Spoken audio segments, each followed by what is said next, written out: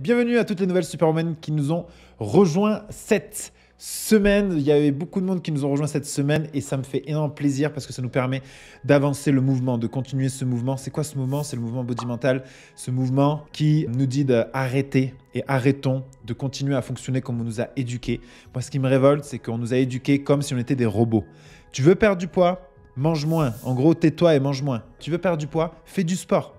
Tu veux perdre du poids, il faut que tu aies de la volonté, il faut que tu aies de la motivation. Et en fait, on ne nous a pas enseigné comment on fonctionnait. On ne nous a pas appris l'impact de nos émotions, comment on fonctionnait. On ne nous a pas appris toutes ces choses-là. Donc du coup, forcément, on se retrouve à être des enfants non éduqués sur nos émotions et comment on fonctionne dans des corps d'adultes. C'est ce qui fait que des fois, on ne comprend pas pourquoi on prend les choses trop à cœur. On ne comprend pas pourquoi, d'apparence, j'ai beaucoup de personnes moi, qui me disent « Maxime, d'apparence, tout va bien. Genre dans ma vie, je devrais aller bien et du coup, elle culpabilise de ne pas aller bien. Genre, j'ai un mari, tout se passe bien, ma situation professionnelle, tout va bien. J'ai des personnes comme ça et qui me disent, pour autant, des fois, je ressens un vide. Je ressens un vide, je me sens des fois triste, je me sens seule, je me sens pas comprise. Et ça me donne de la force pour continuer à ce qu'on fait dans le Body Mental parce que ça me révolte en fait. Ça me révolte de voir qu'on est totalement déséduqué de comment on fonctionne. Ça me révolte de voir comment cette société et cette industrie de la perte de poids et du fitness, elle nous enseigne en gros que y a des recettes miracles pour perdre du poids, que tu peux perdre du poids avec telle pilule magique ou telle recette miracle ou tel régime ou tel nouveau truc sportif ou la séance d'hypnothérapie qui résout tous tes problèmes émotionnels en une séance. Waouh, faut arrêter ça. Faut arrêter ça. Et du coup, moi, ce qui m'anime, c'est vraiment de continuer ce mouvement. C'est ce qui m'a permis de créer la méthode de libération neuroémotionnelle qui fait qu'aujourd'hui, on a accompagné plus de 2000 femmes là, ces 3 dernières années. C'est pour ça que sur ce groupe, tu vois, il y a vraiment beaucoup de monde. Il y a beaucoup de personnes qui sont avec nous ici. On est plus de 16 000 dans ce groupe. Donc, le mouvement, il avance. Ça veut dire que les consciences commencent à s'éveiller, de se dire, OK, on est peut-être bien plus que ce qu'on croit. On est peut-être bien plus que ce qu'on nous a fait croire. On est peut-être bien plus que cette petite fille qu'on a dit, voilà, fais ci, fais ça. Et un travail, et fais pas de bruit, fais pas de vagues, reste dans ton coin. Il faut vraiment, dans la vie, il faut être comme ci, il faut être comme ça. Et donc, du coup, on s'est conformé à ce qu'on attendait de nous. Inconsciemment, bien évidemment, tout ça c'est inconscient. Et donc du coup, on est devenu ce personnage qu'on attendait de nous. On est devenu cette personne que papa, maman, la société attendait de nous. Mais pourtant, et c'est ça qui crée ce décalage, au fond de toi, tu ressens cet appel de la vie, cet appel de cette petite fille intérieure qui te dit « t'es bien plus que ça ». C'est celle qui parfois, tu sais, elle a envie de casser les règles. Elle a envie de sortir un peu du rang. Elle a envie de faire un peu la fofolle. Mais ensuite, c'est notre cerveau, c'est notre mental qui nous ramène ici, qui nous dit « non mais calme-toi, il ne faut pas faire ci, il ne faut pas faire ça ». Et en fait, on vit bridé. On vit bridé à 10% et toute cette frustration, toute cette colère, cette culpabilité, cette tristesse que je peux ressentir au quotidien, je vais aller la compenser dans la nourriture ou hormonalement, je suis bloqué au niveau de ma perte de poids, ça ne peut pas être autrement. Et je suis dans l'auto-sabotage, ça veut dire que j'ai des objectifs à gauche, mais j'ai une force à l'intérieur de moi qui m'amène toujours à droite, toujours à droite, toujours à droite, toujours à droite, qui fait que j'ai envie d'avoir un beau corps. Donc je mets en place les choses et au bout d'un moment, il y a le grain de sable qui vient enrayer la machine, foutu pour foutu, j'en vois tout balader et je reprends mes mauvaises habitudes, mon alimentation, etc. etc., etc. Donc voilà, bienvenue à toutes les nouvelles qui nous ont rejoints ici et ça me fait plaisir du coup que ça vous parle, cette mission et surtout ce mouvement-là. Et je sais que si tu es sur ce groupe, c'est que ça fait écho en toi, c'est que tu as déjà fait le deuil sur le fait qu'il y a des recettes miracles pour la perte de poids. On n'est pas ici pour blablater, je ne suis pas ici pour te blablater, je ne suis pas ici pour te vendre du rêve. Tu peux demander à toutes les personnes qui ont fait l'accompagnement, qui nous ont rejoints. Et c'est pour ça qu'on a des appels téléphoniques avant d'accompagner qui que ce soit. Sinon, on ferait une page avec tous les témoignages et ça marcherait très bien. C'est juste qu'on ne veut pas accompagner des personnes qui pensent justement que c'est une recette miracle, qu'elles vont perdre 15 kilos en 4 semaines et qu'elles ne reprendront jamais sans avoir fait un vrai travail profond sur les véritables sources et les véritables causes du problème, sur les véritables sources des blocages émotionnels qui sont nos blessures émotionnelles d'abandon, de rejet, d'injustice, d'humiliation qu'on a pu vivre et percevoir dans notre passé. Et ça, c'est la vraie source, c'est la vraie cause. C'est ce qu'on n'a pas osé dire. C'est ce qu'on n'a pas osé être. C'est qui on n'a pas affirmé être. C'est la personne, la petite fille que tu étais et que tu as commencé à réprimer ou mettre de côté parce qu'elle ne correspondait pas à ce qu'on attendait d'elle. Pour autant, elle existe encore au fond de toi et elle a envie de vivre. Elle toque à la porte et c'est elle qui te fait parfois générer de la frustration, de la colère. Pourquoi? Parce que c'est juste des indicateurs. Et gratitude. Gratitude à toutes ces émotions de colère, de tristesse, de frustration. Gratitude parfois à la dépression. Pourquoi? Parce que ce sont juste des signaux, des indicateurs qui viennent nous rappeler, toquer à la porte, de dire « Hey, Je suis pas aligné avec ce qui se passe. Je suis pas aligné avec ce qui se passe. Je suis pas profondément épanoui. Je suis pas pleinement moi-même. J'ai besoin de plus. J'ai envie de plus. Et heureusement, du coup, sinon, on n'entendrait pas ces messages et on ne redonnerait pas de sens à sa vie. Aujourd'hui, les choses sur lesquelles j'ai le plus de gratitude, c'est les moments dans ma vie où je suis tombé très bas. J'ai traversé une dépression qui a duré pratiquement 3 ans. Gratitude à cette dépression. Parce que si j'aurais pas eu cette dépression, j'aurais continué à faire n'importe quoi. J'aurais été content de faire n'importe quoi et ma vie n'aurait pas eu de sens. J'aurais pas fait tout ce que j'ai fait. La dépression, elle a été là pour me dire, Maxime, t'es pas aligné avec ce que tu fais. T'es pas épanoui. Arrête d'aller faire la fête. Arrête de manger n'importe quoi. Arrête parce que ta santé, là, tu commences à te sentir mal. Arrête parce que professionnellement, tu t'épanouis pas. Arrête parce que dans tes relations, c'est en dessous. Si tu continues comme ça, il y a rien qui va se passer. Tu vas jamais rencontrer quelqu'un. Tu vas jamais faire quelque chose de solide vraiment profondément. Donc du coup, gratitude, ça m'a permis d'avoir les signaux, de cumuler assez de souffrance pour me dire, j'ai envie de changer. Donc si aujourd'hui, tu ressens de l'inconfort, ça peut être au niveau de ton poids, mais il y a une source beaucoup plus profonde et je sais très bien que la véritable source de ton problème, elle est bien plus profonde que ton poids. Et je sais que tu le sais au fond de toi. Tu sais que ce poids-là, ici, il s'est installé là, c'est juste le symptôme de quelque chose de plus profond qui se passe ici, là. Qui se passe ici dans ton cœur, dans ce que tu ressens, dans ton passé, dans ta tête, dans tes histoires, dans ce que tu peux te dire au quotidien, dans la dévalorisation que tu peux avoir de temps en temps vis-à-vis de toi-même, dans le fait d'être exigeante avec toi, déçu de toi-même, exigeante de tout le temps, peut-être tout contrôler, être parfois dur avec toi-même. C'est ici que ça se passe le vrai problème. C'est ici que ça se passe. Il faut qu'on apprenne à écouter, à s'écouter, écouter le discours interne qu'on a là, écouter justement les messages émotionnels ici. Donc, et c'est ça qu'il faut comprendre aussi, c'est que peut-être que tu te dis oui, mais moi, Maxime, j'ai bien pris conscience du coup de la place que prennent les émotions dans le poids. Je commence vraiment à prendre conscience. Si tu n'en as pas conscience, je t'invite à vraiment faire le challenge des 7 jours. Vraiment, je t'explique tout ça en profondeur, en détail pour que tu puisses vraiment comprendre à quel point. Et ensuite, vis-à-vis de ça, c'est incroyable comment on sous-estime l'impact de justement nos émotions sur notre poids. Et une fois que tu comprends ça, il y a un travail à aller faire et c'est incroyable de voir à quel point nos émotions contrôlent absolument tous nos choix, tous nos comportements, comment on va agir. Et c'est incroyable de voir aussi dans nos relations comment notre énergie et ce que l'on pense de nous-mêmes, ça influe dans la relation. C'est vrai. Et c'est ce qu'on voyait dans le séminaire là et c'est vachement important de voir ça. C'est est-ce que tu as envie d'aimer une personne qui ne s'aime pas? Je ne suis pas sûr. Est-ce que tu as envie d'aimer une personne qui s'est abandonnée? Est-ce que tu as envie d'aimer une personne qui se dénigre tout le temps, qui est renfermée, qui a des sauts d'humeur, c'est juste un symptôme d'un mal-être, mais voilà, quelqu'un qui est dans un certain mal-être. À part si c'est un proche, on est d'accord, hein. Si c'est un frère, une sœur, un ami de longue date, forcément, il y a des liens qui nous tiennent, donc du coup, on va rester avec cette personne. Mais si tu rencontres une nouvelle personne socialement, est-ce que tu as envie de rester avec, ou faire connaissance, ou aller plus loin dans la relation avec quelqu'un qui tu sens qui s'aime pas? Non, nous, c'est pareil pour nous. Les gens ressentent notre énergie et on le ressent, une personne. C'est là où je dis, ça me révolte, faut qu'on reste connecté à notre véritable intuition. Notre intuition, on est connecté à ça et on a une partie en nous, une intelligence infinie qui arrive à percevoir chez l'autre au-delà de ce qu'il dit, au-delà de ce qu'il veut bien faire paraître. On ressent dans le subtil, dans de la communication non verbale, on ressent si la personne elle joue un rôle, si elle veut absolument montrer que ça va bien, mais dans le fond, peut-être que ça va pas. Après, il y en a, elles sont très fortes pour jouer le masque, pour jouer le rôle de celle qui va bien quand des fois ça va mal. Mais on a tous cette faculté-là. Et donc, du coup, c'est ce qui fait que des fois, une personne va te parler, va te dire des choses et je sais pas, tu as une intuition au fond de toi qui te dit, je sais pas, cette personne elle est en train de me mytho. Cette personne elle est en train de me mytho, elle est pas en train de me dire la vérité, ou je sais pas, ça sonne faux. C'est ce fameux truc. Donc tu es connecté à ça. Tout ça pour dire quoi? Pour dire que forcément, une personne qui est équilibrée émotionnellement, qui s'aime, qui se respecte, qui a une belle estime de soi, elle va avoir une vie qui va refléter ça. Elle va avoir des relations qui vont refléter cette estime de soi, cet amour pour elle-même. Les relations qu'elle va avoir avec les autres va être le reflet de la relation qu'elle a avec soi. C'est pareil avec la nourriture. Regarde l'alimentation d'une personne qui ne s'aime pas et d'une personne qui s'aime. Regarde l'alimentation d'une personne qui se respecte, d'une personne qui ne se respecte pas.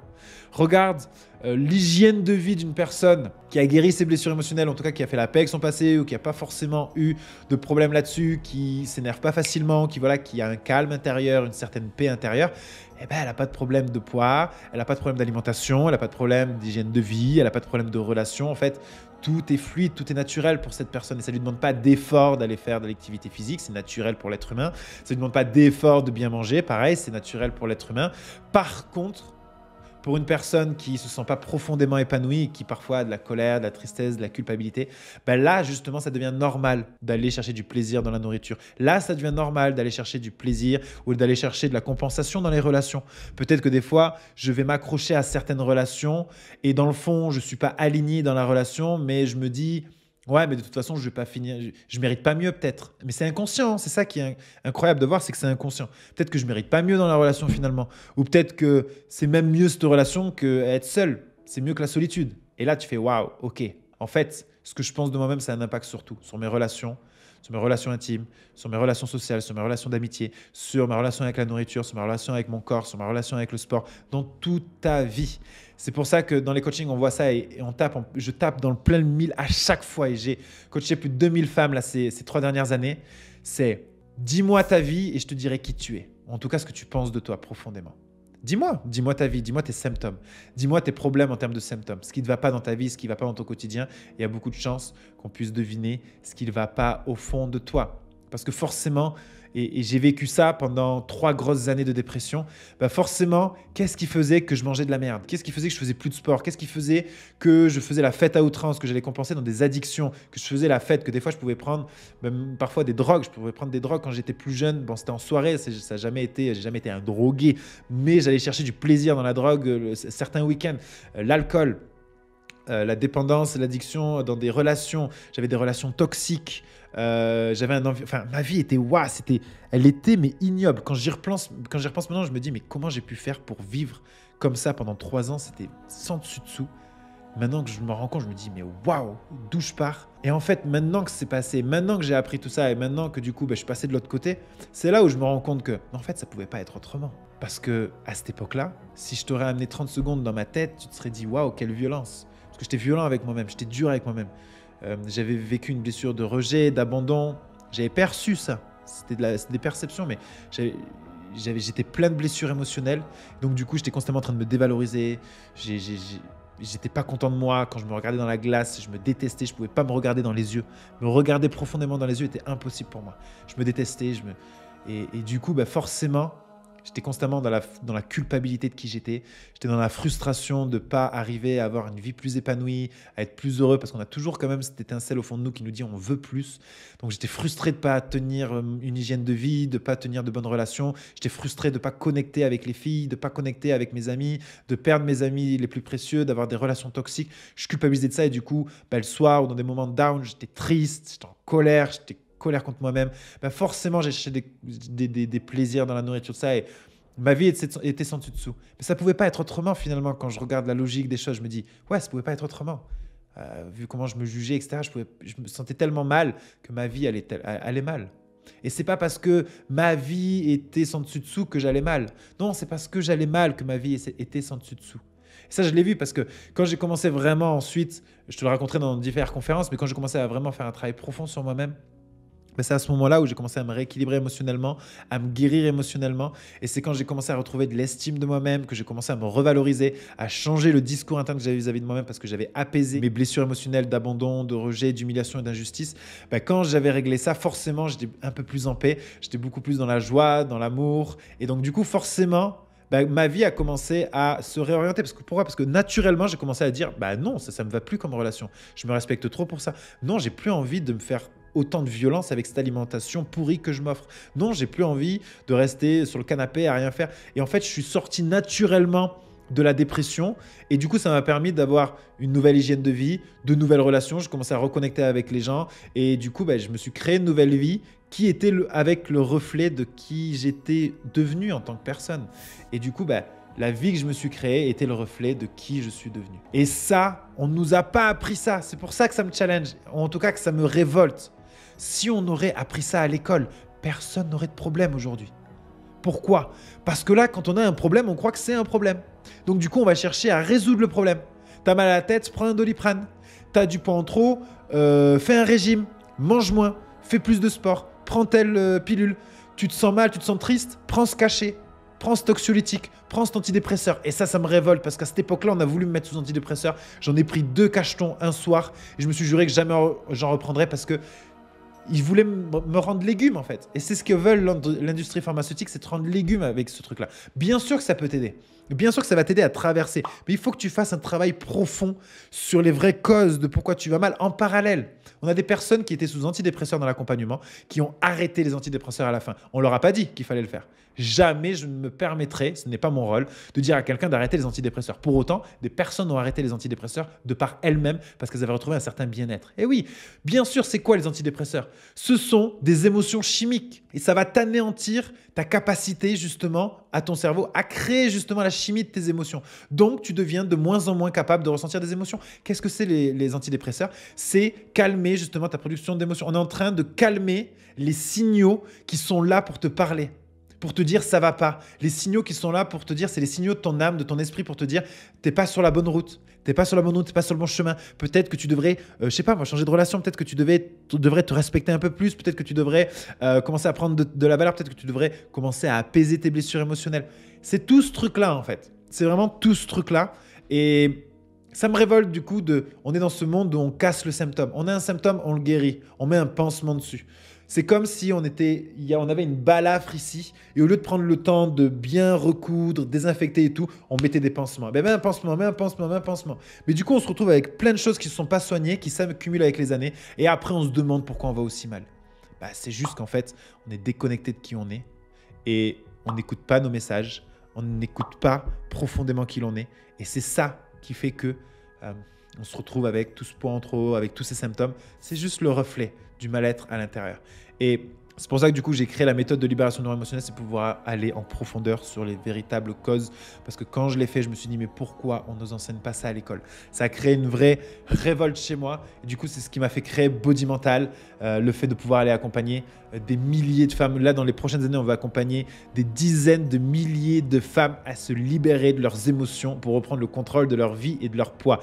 Donc oui, dans les 3 mois d'accompagnement, tu peux perdre 5, 10, 15 kilos. On a eu des résultats incroyables. Il y a eu 17 kilos. Je crois que le record, c'était 17 kilos en 3 mois. C'est pas le but du tout. Attention, moi, je veux surtout pas être celui qui va te dire tu vas perdre temps. Je veux surtout pas promettre quoi que ce soit. C'est juste pour te dire que ce sont les résultats naturels quand tu fais un vrai travail émotionnel sur toi. Mais j'ai pas envie de promettre quoi que ce soit. C'est juste que je te dis que forcément, nous, ce qu'on fait, on va travailler pour que dans 3 mois, tu te sois guéri ou en tout cas apaisé de tes blessures émotionnelles, que tu arrêtes d'être aussi dur avec toi ou dans la dévalorisation, que tu baisses aussi tes exigences, que tu sois plus indulgente, plus douce avec toi-même, qui fera que dans 3 mois, tu seras passé peut-être de tu te sens jamais assez, constamment dans le contrôle, constamment déçu des autres, en colère des autres parce que du coup, tu es déçu et en colère aussi contre toi-même. Enfin voilà, tu es tout dans ce saccard. Passer de ça à justement arriver à prendre de la distance avec les choses, de te sentir plus apaisé, plus en paix, plus épanoui, d'arriver à ressentir de la gratitude, de la joie, de l'amour. Et peut-être que pour aujourd'hui, tu te dis non, mais ça, c'est impossible. Et le Maxime, de quand il est en dépression, s'il m'entendrait dire ça, il dirait non, mais qu'est-ce que tu dis? C'est impossible ça. Je suis la preuve vivante que c'est possible. C'est pour ça que j'ai créé ce mouvement. Et les 150 témoignages que l'on a, on doit en avoir un peu plus de 150 témoignages de femmes qu'on a et je t'invite à aller les voir. Va dessous dans le groupe Facebook là. Tu vas avoir des dizaines et des dizaines de témoignages de femmes qui ont repris le contrôle. Et voilà. Et au bout de 3 mois, c'est ça le résultat. Mais forcément, quand tu te sens comme ça, ton alimentation se régule. Bien sûr, ton hygiène de vie se régule naturellement. Bien sûr, hormonalement, le terrain est propice pour accélérer la perte de poids. Bien sûr que tu n'es plus dans l'autosabotage. Parce que la personne qui s'aime vraiment, si elle se définit un objectif, elle y va. Alors que c'est la personne qui a un manque de confiance en soi, un manque d'estime de soi qui va se fixer un objectif, qu'au bout de 3 jours, elle va dire ah ouais, mais non, c'est pas pour moi, j'y arriverai pas, foutu pour foutu, c'est quoi, on le fera plus tard. Et les années s'accumulent et voilà, donc c'est juste le résultat naturel. La perte de poids est un résultat naturel. Mais on pourrait faire un accompagnement. Là, on fait l'accompagnement pour la perte de poids. Donc, bien sûr, on accompagne aussi sur l'aspect alimentation, l'aspect physique, parce que ça peut compter aussi, mais à 95%, ça va être l'émotionnel. Mais on pourrait exactement, parce que c'est la même source qui crée le problème dans les relations. Donc, on pourrait très bien dire, on accompagne les gens à retrouver des relations profondes, des relations sociales épanouies, d'avoir du sens, d'avoir de la connexion dans les relations humaines. Ah ouais, ça c'est le reflet pareil de comment tu te sens. Si tu te sens être une mère, que tu mérites pas l'amour, que je ne sais quoi, forcément, ça va se ressentir dans tes relations. Tu vas pas être confiante quand tu parles, tu vas pas regarder profondément dans les yeux, tu vas pas avoir une communication rayonnante, on va pas le sentir en toi, cette énergie-là, ce leadership, ce charisme, on va pas le sentir. Donc forcément, les relations, elles vont être le reflet de comment tu te sens et de la relation que tu as avec toi. C'est qui les personnes qui ont du charisme, qui ont une belle communication, qui arrivent à connecter et à créer du lien? C'est les personnes qui ont confiance en elles, qui se posent même pas la question, qui se disent je m'aime suffisamment pour créer cette relation, je mérite cette relation et j'ai des choses intéressantes à dire. Je sais me positionner, je sais donner mon avis, je sais dire non. Forcément, parce que c'est des personnes qui s'aiment et qui se respectent. Arrêtons de croire que la solution existe à l'extérieur de nous-mêmes. Tout est en nous, on a la vérité en nous, on a la puissance en nous. Reprends ton vrai pouvoir, reprends ta vraie puissance qui est ici à l'intérieur de toi. Personne ne peut te l'enlever. Commence à devenir autodidacte, commence à comprendre que tu es la personne la plus importante sur cette terre, bien avant tout le monde. Comprends que tu es ta meilleure amie, tu es ta meilleure opportunité. Si tu arrives à reprendre possession de cette puissance à l'intérieur de toi, il n'y a plus rien qui pourra te résister. Il n'y a aucun objectif, il n'y a aucune embûche qui pourra se mettre en travers justement de ton objectif. Fixe un objectif et je sais que tu es en capacité d'y aller si tu guéris tes blessures émotionnelles. Donc, prends le temps de travailler sur toi, de travailler sur ton histoire, de commencer à te reprendre en main sur ton passé, ton histoire, ton vécu et de faire en sorte d'être la meilleure version de toi-même pour t'assurer de ne pas avoir de regrets au dernier jour sur cette terre et te dire j'ai tout donné, j'ai tout fait pour être la meilleure version de moi-même que je pouvais. J'ai essayé de m'apaiser, j'ai essayé d'être moins exigeante avec moi-même, d'être plus dans l'amour, moins dans la colère et d'offrir ces émotions et d'offrir cette meilleure version de moi-même à mes proches, à mes amis, à mes enfants. Et je te garantis que le plus beau cadeau que tu peux faire à chaque être humain qui t'aime ici sur cette terre, c'est d'être quelqu'un de profondément heureux, épanoui et en paix. C'est le plus beau cadeau que tu peux leur faire. Moi, je préfère que ma maman m'offre le fait qu'elle soit heureuse, épanouie et en bonne santé plutôt qu'elle m'offre une Lamborghini à 200 000 euros, plutôt qu'elle m'offre une villa sur mer à Bonifacio à 3 millions d'euros. J'en ai rien à foutre d'avoir cette villa si j'ai une maman qui n'est pas épanouie. Par contre, je peux très bien vivre dans un 20 mètres carrés si je sais que ma maman, elle est épanouie, elle se sent bien et elle est heureuse. Ça me rend heureux. Ça me fait vibrer. Et tous les êtres humains sur cette terre qui t'aiment pensent la même chose pour toi. Le plus beau cadeau que tu peux leur faire, c'est d'être profondément équilibrée, heureuse et de te sentir bien dans tes pompes, de te sentir bien dans ta vie. Donc, prends ton bonheur en urgence. Tu es ta meilleure opportunité. Je te fais d'énormes bisous. Le mouvement continue. On avance ensemble et je te dis du coup à très très vite. Ciao dans une prochaine vidéo.